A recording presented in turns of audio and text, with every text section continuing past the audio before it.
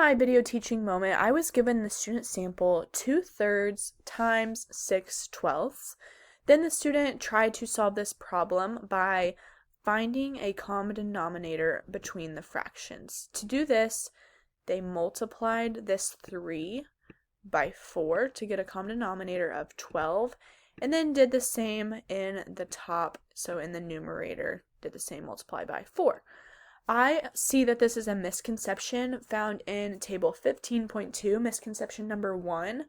The misconception is that the student is actually solving multiplying fractions how you would for adding and subtracting fractions. So they're finding that common denominator, and then their next step is multiplying across. So they multiplied the 8 by 6 and got 48, keeping that same denominator of 12. I want to help my student figure out how to solve this correctly, and to do so, I'm going to give these naked numbers some context. So for my story, I have, consider that you had a birthday party and you have leftover pizza. You have 6/12 of a pizza left over. So the pizza was originally cut into 12 pieces, but you only have 6 left over. Now we know that we are taking 2/3 of that 6/12 because we're multiplying. And when we're multiplying, we're taking a portion, so maybe this portion right here, out of this fraction here.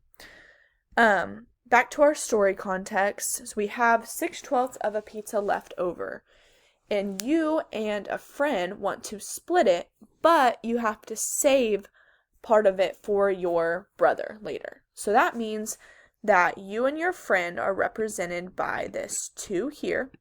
So this 2 right here is you and your friend. And then the 3 in the denominator is how many total parts you're trying to break apart that 6/12 into. Now your goal is to figure out how much of the pizza you and your friend can eat.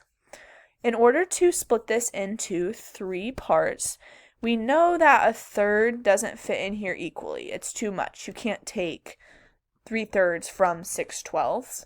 So we're going to have to get smaller here. We're going to have to use a 1/6 to split this equally into 3 parts. Now if I line this up here, you can clearly see that 6/12 can be split into 3 parts. To help you visualize it better, I'll kind of draw this here. There is 1 part, 2 part, and 3 part. So 1, 2, 3.